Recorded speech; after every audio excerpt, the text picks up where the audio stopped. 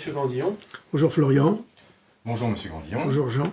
Donc nouvel entretien politique, d'actualité et aussi d'histoire pour le coup, avec la revue Militant et en présence du rédacteur en chef, donc André Gandillon. Entretien pour le mois de mai et ces entretiens sont mensuels. C'est le format vidéo qui vient soutenir la revue papier. Le sujet du mois donc est sur Jean-Marie Le Pen, le Front National, le Camp National et le nationalisme. Ça va être essentiellement divisé en 4 parties puisqu'on va partir des origines fondatrices un peu. Et ensuite pour parler de la personne de Jean-Marie Le Pen, ses idées, si elles ont évolué ou pas, les quelques affaires autour, bien fondées ou non, etc. Et ensuite pour en venir plus à la période moderne du néo-Front National. Bon maintenant ça a carrément changé, c'est Rassemblement National. Et pour conclure avec les élections européennes afin de rester dans l'actualité.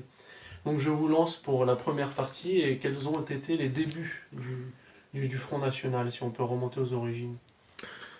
Les origines du Front National, le Front National a été créé dans les années 72-1973 par d'anciens militants qui venaient de l'engagement dans la Seconde Guerre mondiale, du côté dans la croisade anti-bolchevique. Ensuite, de personnes qui avaient traversé toute la guerre d'Algérie, d'autres qui avaient continué dans les années 1960 sans pouvoir obtenir de véritables résultats politiques. Il y avait beaucoup de chapelles qui se divisaient. Il y a eu notamment la campagne de Tixier-Villancourt à la présidentielle de 1965 qui s'est soldée par un échec et qui a provoqué de nombreuses divisions et déceptions dans la famille.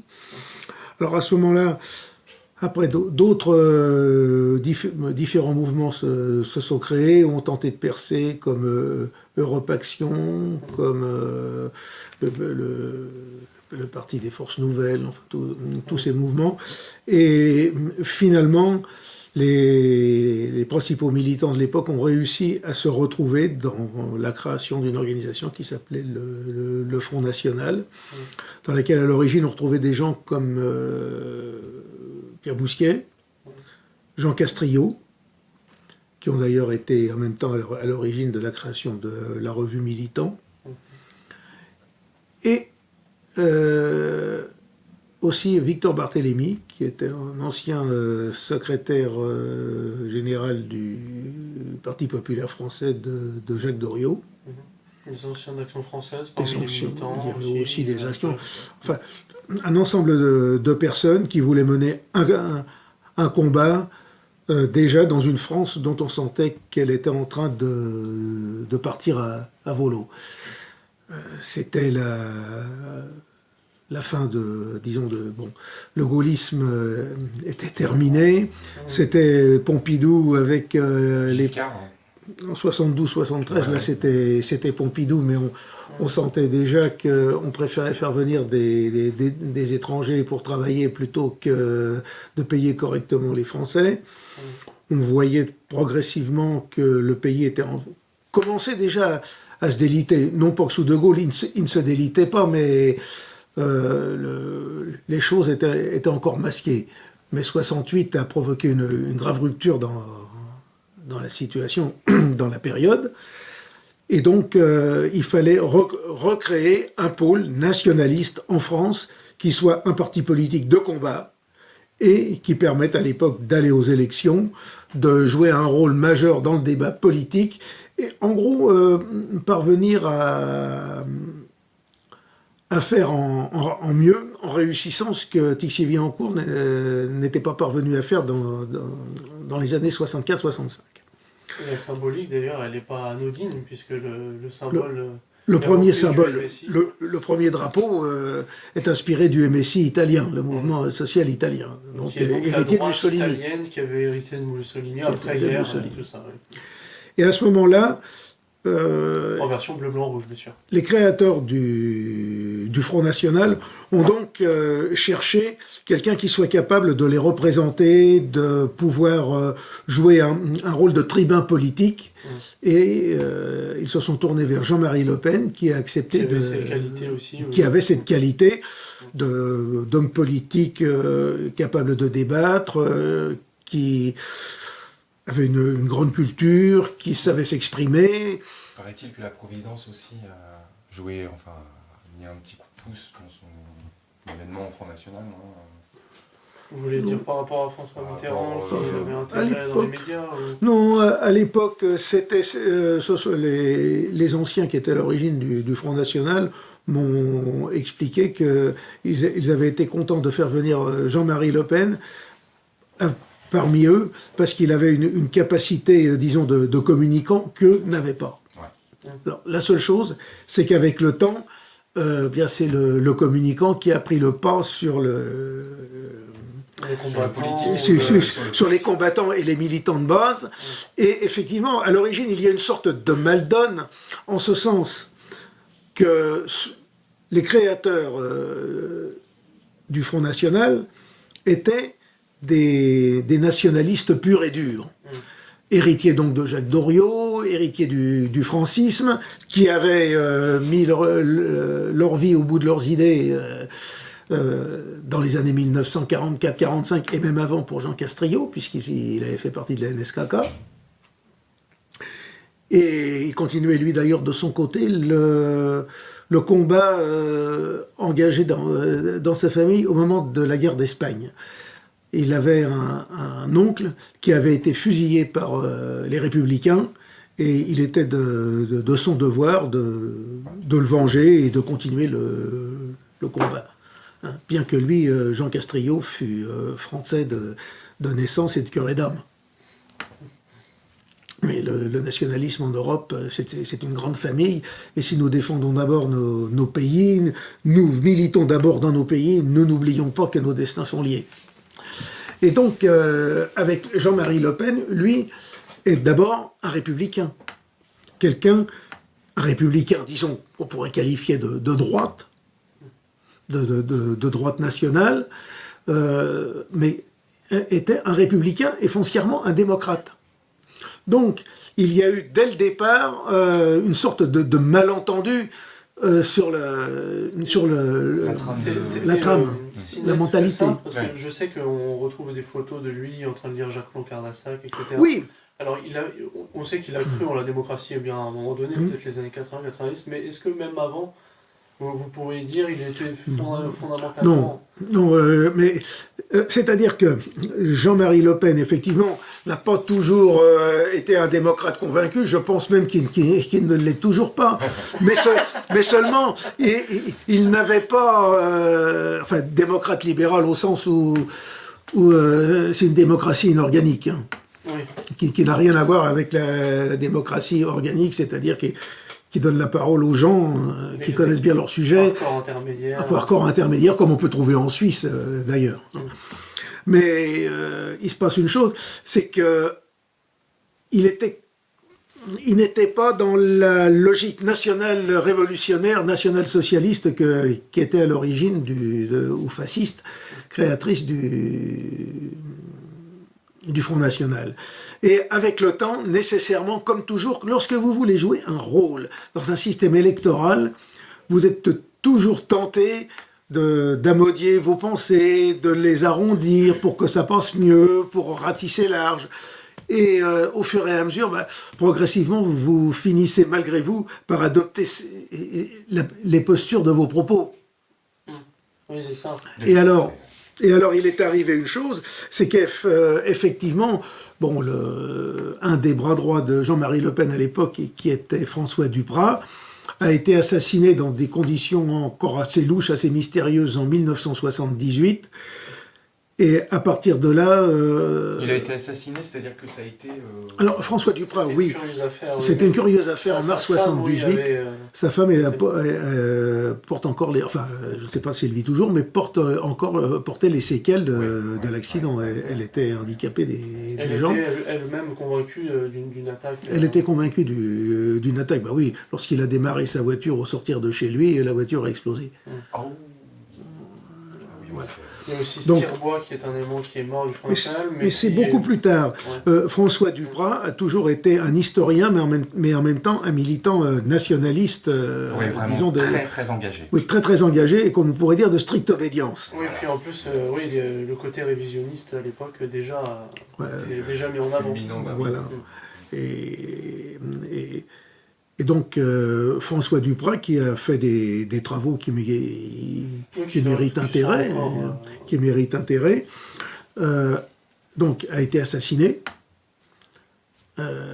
Et d'ailleurs, Jean-Marie Le Pen, tous les ans, pendant des années, est allé le jour anniversaire de sa mort lui rendre hommage au cimetière, honorer sa tombe, honorer sa mémoire. Et donc, après le décès de François Duprat, effectivement, le Front National a pris, disons, une tournure, sans se renier fondamentalement, mais a pris un cadre beaucoup plus électoraliste, beaucoup plus ouvert aux desiderata du régime, une vision électoraliste, qui a provoqué une scission en 1982. 82-83, où les anciens, comme Jean Castrillo et Pierre Bousquet, ont fondé à ce moment-là le Parti nationaliste français. Et effectivement, donc le Front National a continué à tenir un discours foncièrement patriotique, nationaliste, mais qui n'était plus sur les fondamentaux antidémocratiques, anti-républicain qui était à l'origine chez les fondateurs du Front National. Et en même temps, et politiquement, Jean-Marie Le Pen a commencé à agir politiquement et à vivre au sein de la 4ème République finalement. Et c'est un petit peu son origine. En gros, nationale. Il se passe une chose, c'est que Jean-Marie Le Pen, tout au long de sa carrière, est un homme qui est resté fidèle à ses idéaux de jeunesse. Ce qu'il était dans les années 50, eh bien, il l'est resté aujourd'hui. La seule chose, c'est que la société française a progressivement dérivé vers le gauchisme, vers une gauchisation de la pensée, une gauchisation des... Et donc il a glissé encore plus... Et alors lui, par la nature des choses, en vraie conséquence... Il a surfé dessus. Non, mais il s'est retrouvé tout seul, sans bouger, à l'extrême droite de l'échiquier politique. Ah oui, d'accord. Alors, d'ailleurs, avec l'Algérie française, avec les discours qu'il a tenus et dont on se souvient, aujourd'hui, il critique les mouvements de migration, etc. Mais c'est vrai que l'autre époque, il était plus qu'un gauchiste, entre guillemets, où il disait, oula, vous arrêtez pas de critiquer les Algériens, nous voulons les assimiler. Il y a un de ces discours d'ailleurs dont les socialistes ne se sont pas privés de le diffuser, dans lequel il disait il y a des millions d'Algériens, il faut en faire de véritables Français. La France, enfin, donc. Enfin, il disait ça dans. Mais c'était dans le contexte de l'Empire français, dans le contexte de l'Empire français. Il est sûr qu'avec le temps, le Front National, donc, et Jean-Marie Le Pen lui-même, est passé, disons, d'un centre droit bien appuyé, puisqu'il était apparenté au CNI d'Antoine Pinet. Antoine Pinet, qui était, si on peut dire, un homme de droite. Un homme de droite. Sans exagération. Sans exagération, mais un homme de droite. D'ailleurs, il a eu quelques petits ennuis passagers après 1945, puisqu'il avait servi le régime de l'État français, il avait servi l'État français, il était lui-même décoré de la Francisque. Ah oui, Pinet. Mais comme beaucoup de personnes, d'ailleurs. Comme quelques milliers de personnes. Comme quelques milliers de personnes, oui, d'ailleurs. Pierre Sidos. Voilà. Et donc, mais avec le temps, quelqu'un qui reste, pour que la France reste française, avec un peuple fou, 95-99% blanc, chrétien ou européen, eh bien, lorsque vous continuez à professer ça, étant donné la gauchisation de la pensée et la subversion qui s'est développée depuis une quarantaine d'années, eh bien, vous vous retrouvez, disons, à l'extrême droite de l'échiquier politique. Et puis, en plus, avec donc... C'est que l'Empire, là, est remonté sur place aussi. Le président qui a été mis en place au début des années 80, on ne se pas citer son nom, hein, on sait bien qui il est, il a quand même réveillé tous les mauvais, je veux dire, sentiments, oui, la marge des beurs, oui, la marge des beurs, en fait, touche pas à mon pote, il y a eu, en fait, SOS racisme, tout ce qui est aujourd'hui, mettent pas en place encore le MRAP. Mais il faut dire que oui, l'explosion, disons, de l'anti-France, c'est l'élection de François Mitterrand qui lui a permis d'avoir pignon sur rue. Lui qui pourtant a été décoré de la Francisque. Et lui qui a décoré de la Francisque. Peut-être pas à un moment donné, quoi. Pour qu'il ait changé autant. Mais c'était François de Grossouf qui disait que pour comprendre Mitterrand, François de Grossouf était un vieil ami de Mitterrand, mort lui aussi dans des conditions très particulières à l'Élysée, qui disait pour comprendre François Mitterrand, il faut savoir qu'il avait deux objectifs dans la vie, c'était le pouvoir, détruire le Parti communiste et détruire le gaullisme. Alors effectivement, quand on regarde le gaullisme, il a bien affaibli, et le Parti communiste, il est passé à la trappe. Vous me direz, la situation historique a beaucoup aidé aussi. Mais voilà.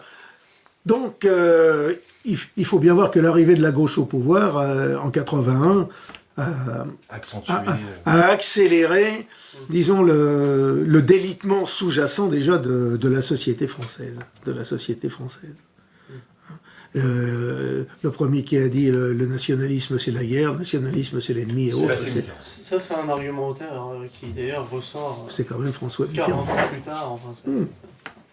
Vous avez Macron qui ressort l'idée lui aussi. Oui, aussi, oui. Il y avait eu Hollande avant. Enfin, non, mais ça, il pour va le de coup, bon Jean-Marie temps. Le Pen avait bien répondu. D'ailleurs, je crois qu'au Parlement européen, avant de partir, il avait balancé là-dessus. Oui, non, mais Jean-Marie Le Pen a toujours eu de bonne lucidité, de bons moments de lucidité, a eu de très bonnes répliques. Le sens de la formule, oui. Le sens de la formule. Des fois, c'était humoristique à un moment donné où il fallait pas trop.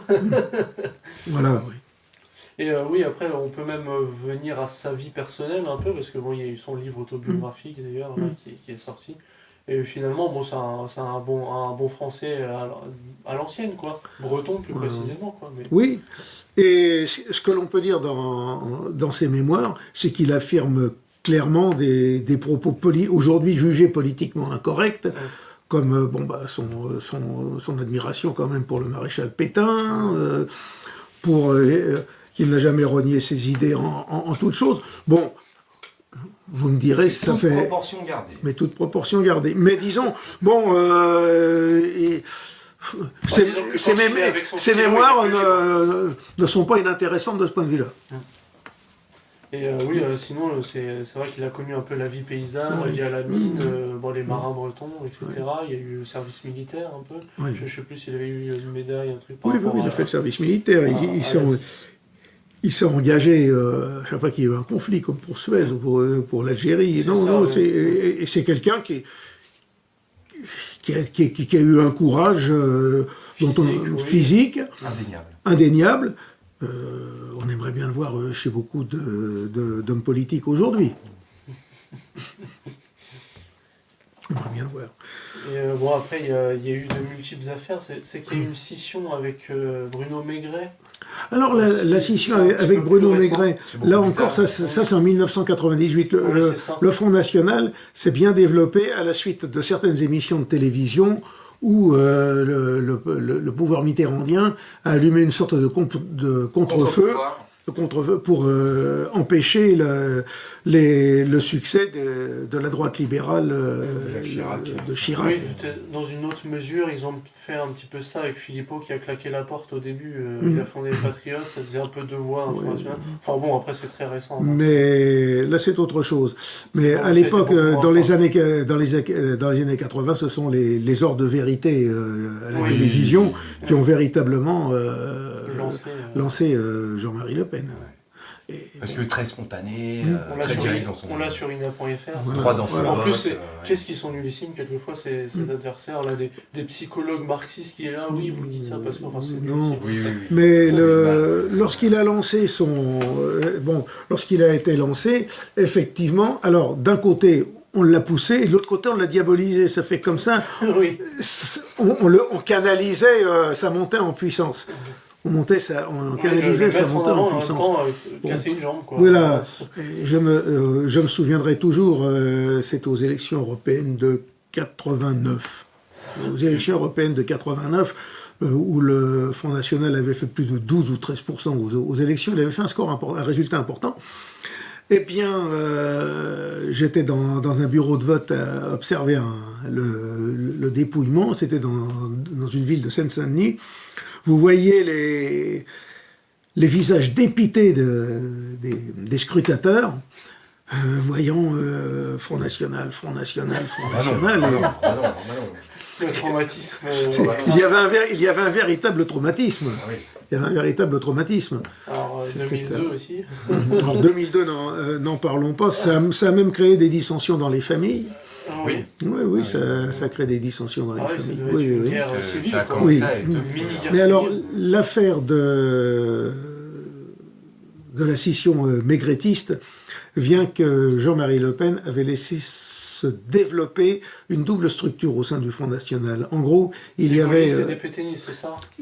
Même pas, il y avait, disons, en gros, une sorte de militantisme de droite nationaliste, si on peut dire, ou patriotique historique, de gens qui y allaient avec leurs tripes.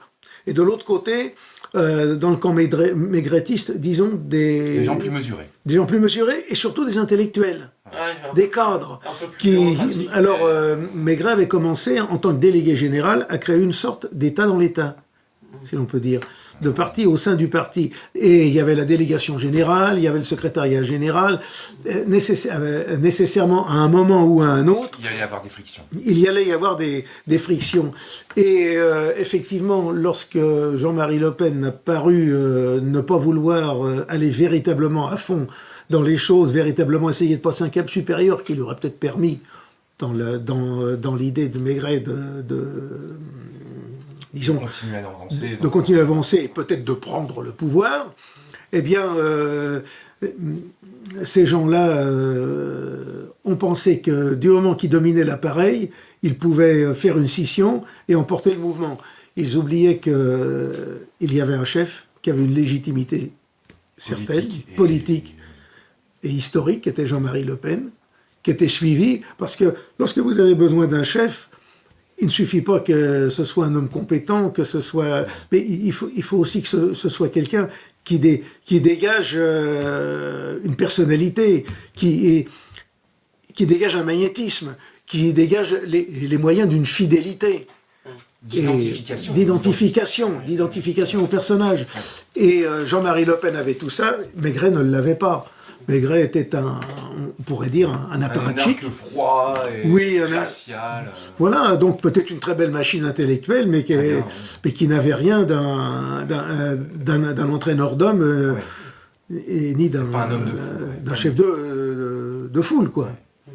Donc, et à l'époque, je me souviendrai toujours, plusieurs personnes m'avaient demandé mais qu'est-ce qu'on doit faire? Est-ce on va suivre Maigret? Parce qu'effectivement, c'était aussi des gens qui étaient plus, plus Maigret, il y avait le côté nouvelle droite qui était là aussi. Oui, c'est vrai, oui. Et en plus, il y avait des cadres instruits, formés, beaucoup de personnes, disons, d'un certain niveau d'études, voulaient suivre Maigret en disant c'est là que ça va se... Et j'avais dit non, dans les 4 à 5 ans, le mouvement MNR va se tasser. Oui. C'était logique. Oui. Et c'est ce qui est arrivé. Alors effectivement, le Front National est reparti de briquet de broc, parce qu'à l'époque, il n'avait quasiment plus personne. Toutes les places étaient à prendre. Et effectivement, il y a eu un certain nombre de personnes qui ont été mises en place à cette époque-là. à cette époque-là. Qui étaient des choix qui n'étaient pas très... Qui n'avaient pas la valeur pour occuper les postes, mais seulement, bon... il fallait boucher les trous. Ils ont bouché les trous. Ouais. Et à partir de ce moment-là, pendant longtemps, c'est encore le cas même maintenant en grande partie, le Front National est un parti médiatique, est un parti d'élection. En gros, en tant que parti de masse qui quadrille le pays, qui structure une population, c'est quasiment inexistant. Le Front National existe parce que il y a les médias qui le font exister. Il existe parce qu'on donne la parole, on a donné la parole à Jean-Marie Le Pen, on a donné la parole maintenant à sa fille, là, à Marine. Oui, ça manque de structure, de formation, de militantisme local, le fait de s'imprégner un peu partout. Et je pourrais dire une chose, c'est que puisque à l'époque, moi, j'ai participé un peu à l'aventure du Front National entre 90 et 95. Je m'étais implanté dans une commune parce qu'on m'avait demandé de servir. J'y étais allé. Je vais pas raconter ma vie personnelle, mais enfin, j'y étais allé. Et quand j'avais commencé à vouloir vraiment développer une structure communale, en créant un bulletin local qui paraissait tous les 3 mois, qui donne des informations locales et des informations politiques générales. J'ai senti très vite, au bout de 2-3 ans, que le mouvement se développait, que disons, il y avait une braise qui s'enflammait. On a voulu me casser les reins. Vous n'êtes pas le seul témoin que j'entends dire ça, moi. On a voulu me casser les reins.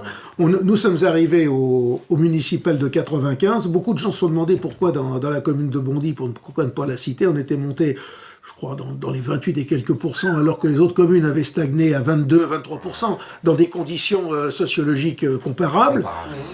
Eh bien, c'était tout simplement le travail militant qui avait été opéré par une équipe des militants, que j'avais, disons, animé, à laquelle j'avais participé. C'est la preuve qu'ils n'ont jamais vraiment voulu faire ça. Voilà. C'est vraiment le parti politique électoral. Et il y avait une dynamique. On avait commencé en 89 avec 7 militants à jour de cotisation. En 95, on était à plus de 70. Il y avait une vie politique à Bondy. C'est extraordinaire. Voilà. Sans militants, en fait, dans cette ville que vous venez de citer, on est dans Star Wars, là. On était la guerre des étoiles. Non, mais on était arrivés. Bon, on avait des équipes de collage. On avait réussi à régner sur la ville. Les communistes ne collaient plus. Les socialistes ne collaient plus. Donc il y avait un boulevard. Donc on maîtrisait la ville. Et je peux vous dire que le soir des élections municipales de 95, lorsque nous sommes arrivés dans la salle des fêtes de Bondy, la tension était plus qu'électrique. Il y avait des gens de la diversité qui nous crachaient dessus, qui nous insultaient. La situation était extrêmement électrique. Explosive. C'était explosif. Et au second tour... Alors... Bon, évidemment, nous savions bien que nous n'emporterions pas la mairie. Mais au second tour de ces municipales, eh bien, si nous avions pu faire alliance avec, disons, l'UMP, l'UDF, enfin pas le RPR de l'époque, eh bien, quand on additionnait nos voix, pour la première fois dans une ville comme Bondy, depuis les années 20, disons, c'était globalement, entre guillemets, la droite qui était majoritaire. On atteignait quasiment les 51%. Ce qui n'était jamais arrivé dans cette ville. Donc, il y avait véritablement une dynamique. Et si l'ensemble du Front National dans toute la France avait vraiment poussé, je ne dis pas que le Front National à l'époque aurait pu conquérir le pouvoir parce que la République gouverne mal mais se défend bien. Mais aujourd'hui, elle a plus de sièges au Parlement et en fait à l'Assemblée nationale. Mais même la situation politique en France aurait nécessairement été tout autre. On ne sait pas, on peut pas dire ce qui serait passé, mais nécessairement, ça n'aurait pas été le long fleuve tranquille qu'on a connu sous Mitterrand, Chirac et même Sarkozy et Hollande. Voilà. Bon, donc le Front National, de ce côté-là, n'a pas été un parti véritablement révolutionnaire destiné à renverser l'ordre. Dans cette commune-là, il n'y avait pas un terreau spécifique à ce genre d'attitude électoraliste, je dois dire, parce que les communes de Bondy, moi je crois me rappeler dans les années 70 et 80, il y avait eu quand même des descentes de police assez virulentes envers la population des immigrés, etc., et qui se seraient mis un petit peu à bouder les urnes pour telle et telle raison. Par exemple, à Saint-Denis, là, carrément, on drague les lecteurs. Croyez pas oui. que... À l'époque, tout ça, bon, la population voyait très bien l'immigration qui montait, les problèmes qui feutraient, qu'il y avait, mais ce n'était pas vraiment explosif, mais c'était tout simplement une majorité, disons, de Français, de Gaulois, si on peut dire, qui en avait assez, qui voyaient en plus une gestion municipale assez délétère, et qui, bon, alors, lorsqu'on leur proposait ceci et cela, ça pouvait... Voilà. Ça paraissait cohérent. Voilà, et vous vous rendez compte, avec simplement une feuille recto-verso distribuée dans les 19 000 boîtes à lettres de la commune, pendant 5 ans, on était quand même passé, je vous dis, de 21-22% à plus de 28%. Donc le reproche essentiel, là, c'est de dire que le Front National a été réformiste et pas révolutionnaire, finalement. Plus attaché d'ailleurs à une praxis qu'une doctrine, donc on cherche un peu à passer à la télévision, on modère un peu le propos, et puis comme ça donne une vitrine. Et finalement, ils ont quand même fait une OPA sur le, je sais pas si on peut dire le nationalisme, en tout cas le camp national en général. Le Front National a été omnipotent médiatiquement, et en plus, il n'a pas permis que se développe vraiment quelque chose en interne, et autour de lui aussi. Et non, aujourd'hui, en gros, on pourrait dire que le Front National a stérilisé nombre d'énergies de patriotes et de nationalistes, de personnes prêtes à s'engager pour qu'on sorte du chaos dans lequel on s'enfonce de plus en plus. Ça fait un petit peu votre garage, du coup. Oui, le Front National, du point de vue du régime, constitue une impasse organisée par le régime pour canaliser les mécontentements et empêcher que le système n'explose. Ça le conforte, oui, parce que ça le conforte. Ça fait une opposition plus ou moins contrôlée. Et une opposition qui ne débouche sur rien de concret, sur rien de pratique. D'ailleurs, vous ne trouverez pas aujourd'hui un seul des militants du Front National qui va vous contredire là-dessus. Non, on n'en trouvera pas. Surtout les anciens. Surtout les anciens qui d'ailleurs sont démobilisés et qui, même s'ils commencent à devenir quelque peu âgés, n'ont aucune envie à nouveau de mouiller la chemise. C'est couvert là. Voilà.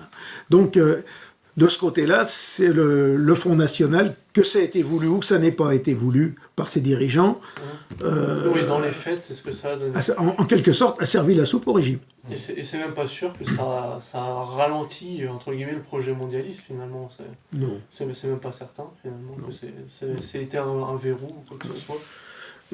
Et d'ailleurs, on voit, alors, bon, peut-être qu'on va l'aborder, mais l'épilogue que l'on pourrait dire aujourd'hui avec la fille. Ah oui. Oui, voilà. Oui, tout à fait. Et la nièce, hein. Et la nièce, c'est encore autre chose. Mais finalement, oui, exact. Mais il y a tout ce passé qui explique un peu... avant d'y venir, d'ailleurs, un petit mot peut-être sur ses affaires, parce que bon, c'est pas histoire de faire canard enchaîné, mais c'est vrai qu'il y a eu quelques affaires financières autour de la famille Le Pen, sans doute à n'en plus finir, mais bon, il y avait l'affaire Lambert parmi les plus connues. Oui, il y a eu l'affaire L'affaire le champagne, la veuve Poignée. La veuve Poignée, oui, il y a eu toutes ces histoires. Le reportage François, il me semble que c'était François, après ma mémoire peut faire défaut. Ouais, c'était assez hilarant, quoi. Oui, mais vous savez, à partir du moment où vous êtes aux abois, parce que vous avez besoin de questions de financement, de développer votre mouvement, vous êtes parfois tenté d'accepter des compromissions, des accords avec des personnes qui paraissent bien, mais qui en réalité ne vous veulent pas du bien, et qui sont louches, et qui après vous cherchent à vous tenir d'une manière ou d'une autre. Après tout, on ne peut presque pas en vouloir à Jean-Marie Le Pen, puisqu'on en connaît tellement qui utilisent ces mêmes... Ah oui, la seule chose, si vous êtes du côté du manche, on taira les affaires. Si vous êtes du côté de la cognée, là, on va vous les sortir de manière saignante. Je me rappelle d'une certaine cuvée, j'en en dirai pas plus, mais... Et oui, après, du coup, on se rapproche un peu plus de la période moderne. Et là, avant même cette histoire de Rassemblement National où le tout a été renommé, donc on parlait encore de néo-Front National à ce moment-là, à partir de l'élection de Marine, contre Bruno Gollnisch, Oui. qui a été un peu écarté. Là aussi, on peut peut-être en dire un mot. Alors effectivement, Bruno Gollnisch est un excellent homme, est un homme que je respecte énormément, un homme d'une grande culture, d'une grande courtoisie, et peut-être même trop courtois et trop poli. Il est très gentil. Victime de son éducation. Victime de son éducation. Victime de son éducation, car il a voulu jouer un rôle de gentleman dans un milieu de voyous, si l'on peut dire, pour caricaturer les choses. Mais il s'est passé une chose, c'est que Bruno Gollnisch, effectivement, n'a jamais été aidé par Jean-Marie Le Pen pour véritablement s'imposer. Est-ce qu'il en avait la capacité ou Il peut-être. n'en a même pas eu la volonté. Mais il n'a peut-être pas eu la volonté, mais même Jean-Marie Le Pen a tout fait pour, Faire passer sa fille. pour promouvoir sa fille. Comme si le Front National, comme l'ont dit certains, était une PME. Oui. La PME Le Pen. Ou une dynastie, oui. Ou une dynastie. Vous me direz qu'effectivement, quand vous regardez la succession des élections, si vous avez un mandat européen, ne serait-ce qu'un mandat européen, avec l'indemnité parlementaire qui tombe, vous pouvez déjà commencer à vivre honnêtement. Puis, Ça finira en essai, cette histoire. puis là, sa fille l'a bien remercié de ça, d'ailleurs, en l'écartant carrément du parti Alors, à un moment donné, quoi. alors effectivement, il y a eu, au Congrès qui a mis en place la fille, bon, En 2007, en 2011. 2011, c'est en- c'est en Beaucoup 2011. de gens ont été déçus, d'ailleurs, par son manque de culture. Oui. Bien, à ce moment-là, Bruno Gollnisch, qui en quelque sorte représentait le canal historique du Front, a été complètement descendu. Et lorsque la marine a été élue, a été mise en place, qu'a-t-elle fait aussitôt? Elle a cherché à éliminer tous ceux qui, dans l'entourage de Bruno Gollnisch, avaient mené la campagne en sa faveur et voulu effectivement au minimum maintenir le Front National dans l'état où il était, et au mieux le ramener à ses origines. Bon, si c'était la première. Donc, Donc, l'éjection à l'époque oui. d'Alexandre Gabriel et d'Ivan Benetti Oui, et de- quelques autres personnalités. Oui, de que manière... on connaît dans le camp national en tot- général. Oui, on Philippe connaît. Loncardassa qui était en premier. Oui, ça, Philippe c'était un Loncard- peu les années 90, Ah, mais comme, Philippe Monsieur Loncard... Radio, je Oui, mais Philippe Loncardassac, lui aussi, a été éliminé du crois. Un peu comme vous, il disait pour des raisons doctrinales, justement, où il faisait un papier. Pour des raisons etc. doctrinales, voilà, oui. Et forcément, anti-gaullisme, contre l'avortement, des choses comme ça, pour les valeurs familiales. Bon, Voilà. ça faisait déjà du bruit à l'époque. Voilà. Donc le Vert était déjà dans le fruit dès les années 80, et c'est pour ça qu'il y avait eu cette fameuse scission entre les fondateurs du Front National. C'est que le résultat de quelque chose qui était déjà en préparation. C'était quelqu'un qui était en préparation. Donc la situation dans laquelle nous sommes aujourd'hui était en quelque sorte inscrite dans les faits dès les années 80. Dès les années 80. Hein. Que peut-on dire ? Aujourd'hui, le Front National est devenu un parti régimiste. Oui. Et Qui un cherche- canard un peu aussi.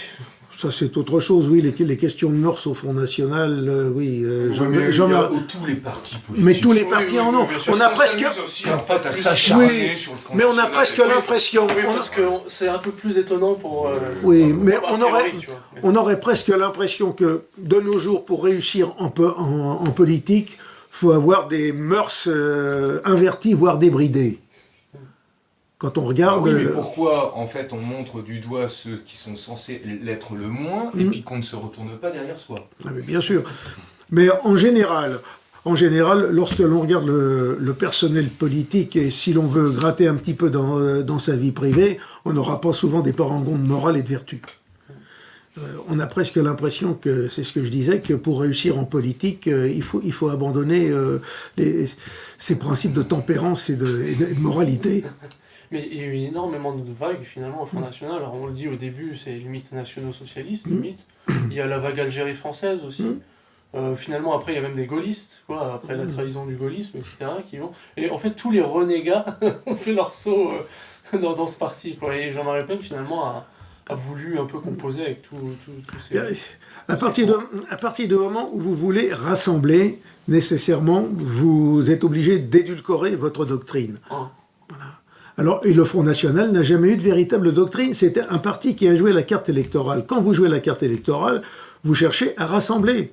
Et le Front National a toujours été, de ce point de vue-là, une auberge espagnole. Bah oui, en fait, c'est un refuge de... Moi, je le dis souvent, Alexandre, c'est quand même un refuge de pré-adoptés, quoi. Ils sont sans parents, en fait. C'est sans parents politiques, ces gens. Ce qu'il manque, et ce qu'il a manqué à l'époque, et maintenant pour recréer la chose, c'est assez difficile, étant donné les dégâts opérés. Ce qui a manqué à l'origine, c'était un parti d'esprit révolutionnaire, en ce sens que on vise la conquête du pouvoir en restant fidèle, un changement net, en restant fidèle à une doctrine, en n'en déviant pas et en préférant être battu sur ses idées plutôt que gagner en ayant abandonné sa spécifique, ou en arrivant dans un sale état. C'est ce que disait Barrès, ils sont arrivés, mais dans quel état? Voilà. Bon. Et donc voilà. Et ce qu'il faut, c'est envisager une stratégie de rupture. C'était la stratégie originaire du Front National, une stratégie de rupture. Ça passe ou ça casse. Peut-être que nous-mêmes, on ne le verra pas, mais au moins, on a enfoncé un coin dans le système, et puis à la fin, le coin, il va s'élargir. Ouais, là, c'est vraiment enfonçage de porte. Voilà. Fermé. Tandis que là, le coin a disparu, et c'est le mouvement lui-même qui est entré dans le moule du système. Bah, là, on appelle ça la dédiabolisation. On appelle ça... il y a eu un petit chausse-pied, quand même. Hein. Voilà. Dans cette histoire-là, il y a quand même... Oui. Et on dit, d'ailleurs, on fait un parallèle en disant, comme la droite italienne du MSI a été trahie par Gianfranco Fini, qui avait eu des sympathies sionistes, qui avait mis fin à l'héritage fasciste, etc. Et bien finalement, Marine Le Pen a été un peu le dernier coup qui a mis fin au canal historique. Quoi. Oui. Aujourd'hui, le Front National ne représente, à proprement parler, aucun danger pour le régiment. C'est-à-dire qu'il a démarré dans les années 80 à entre 12 et 15%. Aujourd'hui, il est entre 12 et 15%. Surtout qu'ils ont avalisé la laïcité, tous les principes régimistes. Voilà. Bon, et puis à partir du moment où dans un parti, vous avez les dirigeants qui demande à faire le voyage à Yad Vashem, vous pouvez être sûr que d'une manière ou d'une autre, le mouvement n'est plus dangereux. Alors par contre, le régime, si on peut dire l'oligarchie en place, notamment dans sa composante médiatique, a tout intérêt à continuer à présenter des mouvements comme le Front National, qu'on appelle en général des populismes. Mais vous avez des populistes de gauche, des populistes de droite. Mélenchon est un populiste à sa façon. Syriza en Grèce est un mouvement populiste. Donc vous avez des populistes de gauche et de droite.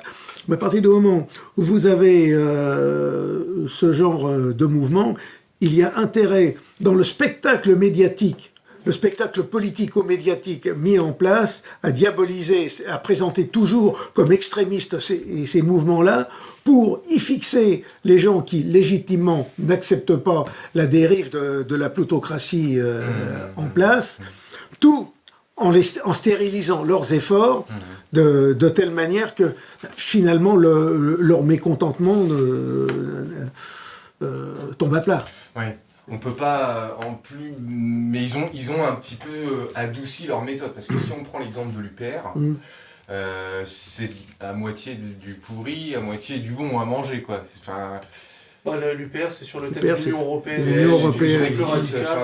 Ça rappelle un peu Philippot, Philippot comme ligne, quoi.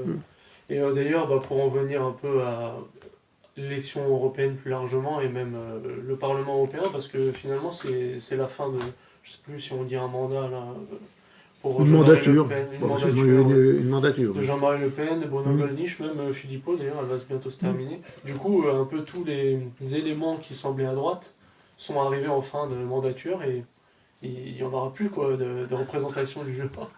Ah ben là maintenant... ils ont fait leur discours d'adieu. Ils ont fait leur discours d'adieu, oui. Jean-Marie Le Pen a encore eu de bons mots, on peut le dire.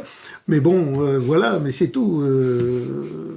Ça ne mène à rien. Alors, dans le prochain Parlement européen, effectivement, il y a intérêt à avoir le maximum de mouvements dits populistes, non pas parce qu'ils vont renverser la baraque, si l'on peut dire, mais tout simplement parce qu'ils peuvent gripper la machine bruxelloise, et puis tout ce qui peut... Oui, ça chamboule un peu leur unité. Voilà, tout ce qui peut constituer un grain de sable, tout ce qui peut constituer un dérapage, une peau de banane quelque part, est bon acheté sous les pieds du système. On ne sait pas ce que ça peut faire, mais enfin bon... c'est ce que font c'est toujours utile. Orban et Salvini, etc., oui, de participer aux élections européennes pour faire, entre guillemets, une UE populiste. Voilà, oui.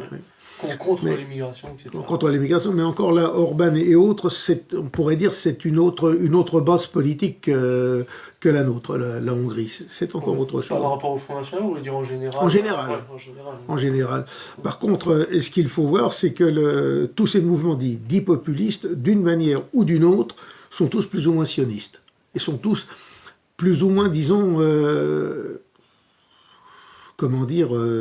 acquis aux principes diffusés par le judaïsme politique à travers l'Europe. Donc ils sont ceux de la révolution de 1789. Ce sont de la révolution de 1789. Quand bien même ce sont des pays non français. Voilà, l'accès, la reconnaissance de l'État d'Israël et même de toutes les dérives coupables qu'ils font vis-à-vis des Palestiniens. La reconnaissance obligatoire de la Shoah. Enfin, là, il y a une véritable... C'est vrai que ce verrou ne saute pas, il y a juste une opposition. Et encore, sur l'immigration, bon, c'est pas... Donc, tout ce que l'on peut dire, c'est qu'en gros, ce sont des gens comme le Front National qui protestent de leur bon démocratisme, qui protestent de leur bon républicanisme, qui protestent de leur bon européisme et qui demandent simplement une chose, c'est que tout continue, mais que ça fonctionne beaucoup mieux que ça fonctionne actuellement. Autrement dit, en quelque sorte, ils sont là, moins pour renverser le système que pour l'aider à continuer à nous écraser. Ouais. C'est ça le fond de l'affaire. C'est ça, lorsque vous entendez les propos de Marine Le Pen ou d'autres dirigeants populistes, c'est tout simplement, mais ça fonctionne mal comme ça, laissez-nous venir avec nous, ça fonctionnera encore mieux, on mourra encore plus vite, si on peut dire. Je vais être peut-être un peu brutal dans le propos, c'est un peu violez-nous, mais doucement, quoi. C'est un peu ça, quoi. Voilà. Ou alors vous nous violez, mais vous nous faites mal, je vais vous montrer comment vous pouvez le faire sans nous faire mal. Et oui, mais... C'est la démocratie. Voilà, c'est peut-être caricatural, c'est peut-être cru, mais ces mouvements populistes ne servent qu'à ça. C'est figuré. C'est pas et donc, oui, pour ceux qui croiraient en une petite flamme d'espérance, Jeanne d'Arc, qui serait incarnée dans même Marion Maréchal Le Pen, Non, Marion Maréchal Le Pen, on dit qu'elle s'est retirée de la politique. Non, à mon avis, elle essaye de faire de la politique par une autre voie. Oui. Elle veut rentrer par une autre voie. Éducative, apparemment. Oui. À partir du moment où elle s'est faite adouber par les néoconservateurs américains, qui sont des sionistes forcenés. Ils vont essayer de la nettoyer. Donc, elle a donné des gages au système. Et puis, je ne serais pas surpris dans les années qui viennent de la apparaître avec une nouvelle étiquette toute neuve. Avec une nouvelle étiquette toute neuve. Et puis qu'on resserve aux Français qui en ont assez du système une nouvelle soupe patriotique anti-régimiste, plus régimiste que jamais. Avec le mot nationaliste interdit dedans. Avec le mot nationaliste interdit dedans, oui. Alors, et pourtant en tenant un discours qui nous est sensiblement proche. Oui. Aussi, au passage. Le tout est de... Vous savez, c'est comme on disait dans le temps, le Canada Dry. Oui, ça ressemble à de l'alcool, mais ça n'est pas. Mais ça n'est pas de l'alcool. Ça n'est pas de l'alcool. Voilà. Comme aujourd'hui, vous avez du champagne avec 0 degré d'alcool. Oui. Le champomis, là, pour le principe les gamins. Une bouteille de champenoise. Voilà. Mais même, non, j'ai vu du champagne sans alcool pour les musulmans. Oui, c'est vrai, ils ont un peu aussi les jambons... Là, vous avez du jambon d'Inde, vous avez toutes ces choses-là. Donc, en politique, c'est la même chose. C'est la même chose. On va vous servir du nationalisme qui n'en sera pas. Cachère, pour le coup. Et alors oui, pour un peu conclure et terminer par rapport à Jean-Marie Le Pen, j'ai remarqué que dans le milieu, il y a un petit peu eu deux écoles, quoique ça a peut-être changé depuis. Il y a donc celle Philippe Loncard-Dassac qui va plutôt dire limite le père est pire que la fille parce qu'il a tout préparé. Et il a d'ailleurs mis en place, etc. Il y a Jérôme Bourbon qui, pendant pas mal de temps de Rivarol, a fait une distinction assez nette entre les deux, souvent le père et la fille. Il a beaucoup joué de ça. Finalement, il en est un petit peu revenu depuis quelques temps d'ailleurs. Et finalement, bon, les deux doivent avoir d'ailleurs certainement raison à leur manière. Mais voilà, Jean-Marie Le Pen ou Marine Le Pen, grosse différence. Disons que la fille est l'accomplissement des dérives du père. Elle est allée jusqu'au bout de cette logique. Elle est allée au bout de cette logique. Enfin, elle est en train d'y aller au bout de cette logique, parce qu'on n'a pas encore tout vu. Je pense que... Oui, il n'y a pas eu encore LGBT non, quoique un petit peu. Après cette vidéo qu'on a vue tout à l'heure, quand on voit Jean-Marie Le Pen, enfin, qui essaie la photo de sa fille, et on lui pose la question, alors, c'est in ou c'est out, enfin, voilà, oui, enfin, oui. Pas des expressions non, mais enfin, oui, est-ce que votre fille, oui, elle est bien ou elle n'est pas bien, voilà, mais même que Jean-Marie Le Pen se prête à répondre à des saltimbanques du genre Hanouna ou Nolo ou autre, mais c'est descendre de son piédestal. On a l'impression maintenant que Jean-Marie Le Pen va participer aux grosses têtes et à Rire et Chanson. Et c'est là que, vous savez, François Mitterrand était... Là, c'est là que moi j'ai admiré un petit peu le François Mitterrand qui s'est redressé à la fin de son deuxième septennat et qui a affronté El Kabbach, etc. et qui leur a quand même dit en face ce qu'il leur avait à leur dire devant des millions de téléspectateurs. Et ça, c'est pas... Non, mais il l'a fait quand même. Il l'a fait, mais qu'est-ce que vous voulez? Je pense que François Mitterrand était quand même un catholique très croyant. Au fond de lui-même, si oui, il était hanté par la mort, François Mitterrand, et effectivement, quand on pense à la fin, on se pose des questions, et peut-être qu'il a voulu quand même paraître un peu plus propre quand il s'est présenté devant son créateur. J'en connais un comme ça, c'est un autre cas, mais le pape Pie XII, qui était très favorable aux Alliés, sur son lit de mort, n'avait pas été rassuré par le cardinal qui l'accompagnait, je ne sais plus son nom, mais Pompidou pour avoir choisi sans doute le mauvais camp. Et le cardinal lui disait... mais on ne savait pas que les démocrates allaient essayer communistes allaient aussi loin. Et Pie XII qui lui répondait déprimé, on aurait dû savoir. Oui, on aurait dû savoir. Non, mais d'une manière ou d'une autre, on a beau dire, mais une certaine Europe est morte en 1945. Et maintenant... on a l'air le tribunal de Nuremberg condamné d'emblée, je crois que c'est un peu les travaux de Renoir d'ailleurs, qui disait le mal blanc cisgenre, l'expression d'aujourd'hui, là, qui est tout droit sorti tout frais, tout fraîchement. Et en fait, contenu en puissance dans Nuremberg, où les blancs n'ont plus le droit d'être des blancs, parce que fondamentalement, ils ne sont pas chez eux ici, et quand ils sont ce qu'ils sont, ça donne des empires qui s'étendent jusque tout le globe terrestre. Donc, mais il y a un livre fondamental à lire pour se former, c'est Nuremberg ou la Terre Promise de Maurice Bardèche. En 1948, il avait déjà tout écrit dedans. Là à l'unisson, tout le monde... Mais Maurice Bardèche est à lire et à relire. Et il avait été condamné à 1 an de prison d'ailleurs pour avoir écrit ce livre. Il n'y a que la vérité qui blesse d'ailleurs.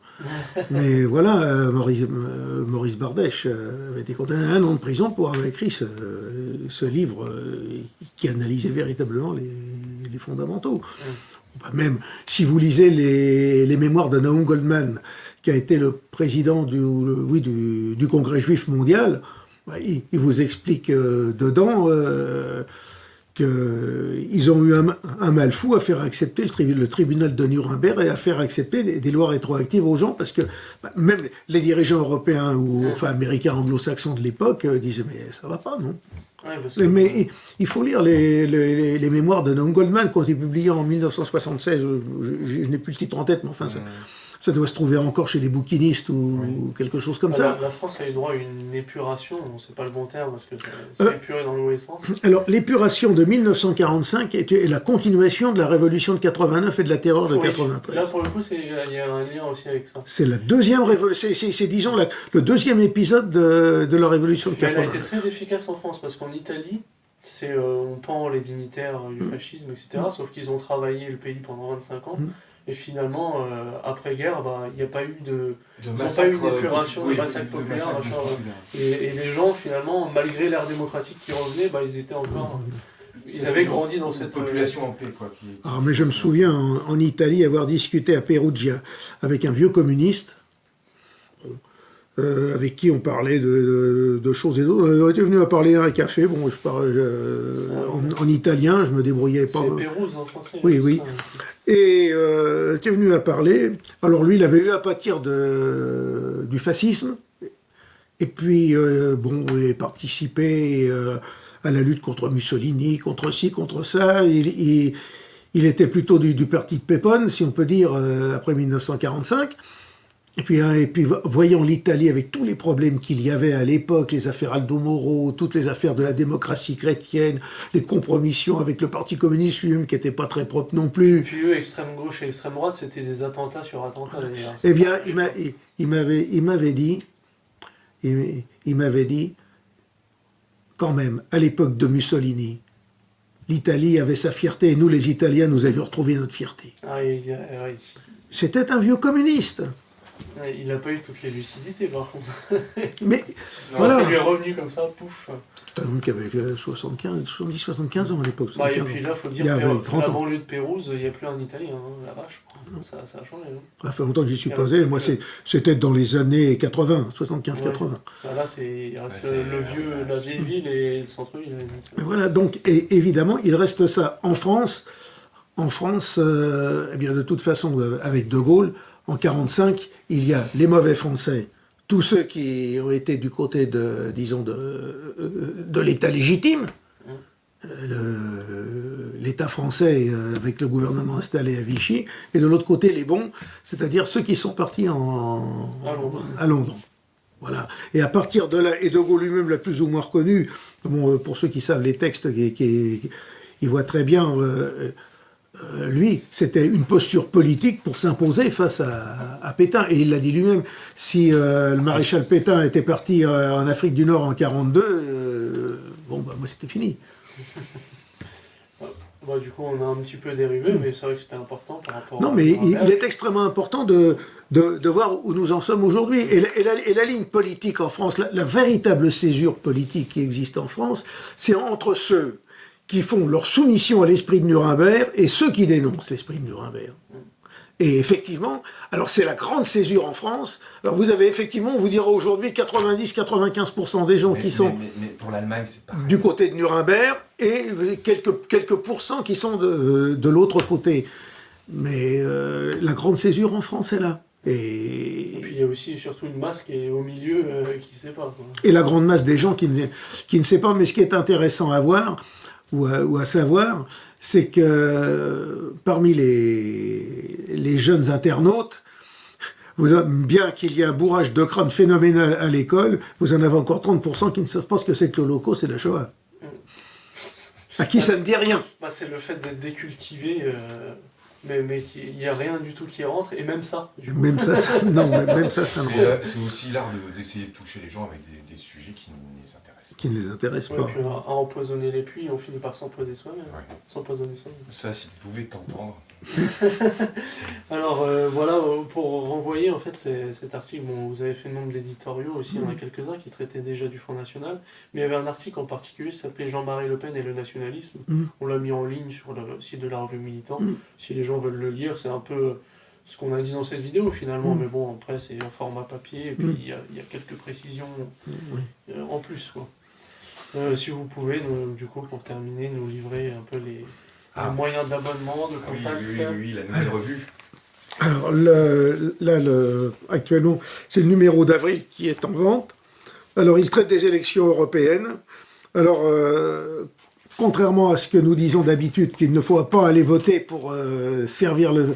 Parce que, effectivement, si vous allez voter, vous donnez une caution au système.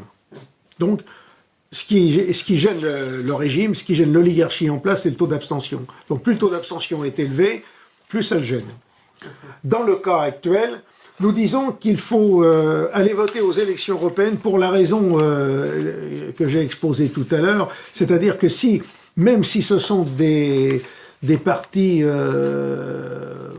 pour lesquels il n'y a rien à attendre, mais comme des partis dits populistes, eh bien, autant en envoyer en nombre au Parlement européen, si ils jettent quelques banderilles, s'ils jettent quelques pots de banane, envoient quelques grains de sable dans le système, bon bah Ça contribuera en fait à ralentir. ça contribuera, sachant très bien qu'il n'y a absolument rien à en attendre. Sachant, c'est une stratégie simplement, disons, d'esprit révolutionnaire. Étant bien entendu qu'aux prochaines élections, le meilleur militantisme politique, c'est de ne pas aller voter. Sauf peut-être encore pour les municipales aux petites villes de 2-3 000 habitants. Oui, alors là, Et encore maintenant, avec les intercommunalités, on peut commencer à se poser la question de savoir si ça sert à quelque chose. mais il y a le chanteur là qui se présente aux élections. Alors dans ce numéro de militant d'avril, nous traitons du transhumanisme et de la transgression que ça représente. Nous traitons des investissements chinois en Europe, signe de déclin européen. Effectivement, il est quand même assez surprenant, assez affligeant de voir les Chinois financer le développement du port de Trieste, financer la construction d'autoroutes ou de voies ferrées rapides en Europe centrale, tout simplement parce que l'Union européenne dit n'en pas en avoir les moyens financiers. Nous parlons ensuite des néo-réactionnaires de la Silicon Valley, qui finalement prôneraient presque le rétablissement d'une monarchie dictatoriale, avec pour droit divin celui de leurs ordinateurs, si on peut dire, qui seraient les grands prêtres.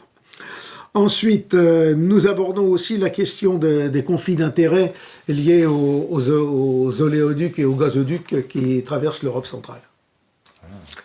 Voilà. Donc ça, c'est le numéro du mois d'avril. Les personnes qui veulent l'acquérir ou le commander peuvent l'acquérir au prix de 5 €. Ils peuvent aussi s'abonner pour un essai de 6 mois pour 25 €. L'abonnement normal de 59 €. Comment ? Pour l'année. Pour l'année. Et ils peuvent alors nous contacter sur le site revue-militant.fr ou nous écrire militant, boîte postale 154 75 463, Paris, CEDEX 10. Très bien, merci à vous pour vos rappels. Merci M. Gandillon. Merci Jean, merci Florian. C'était très agréable. Et au mois prochain. Merci à vous.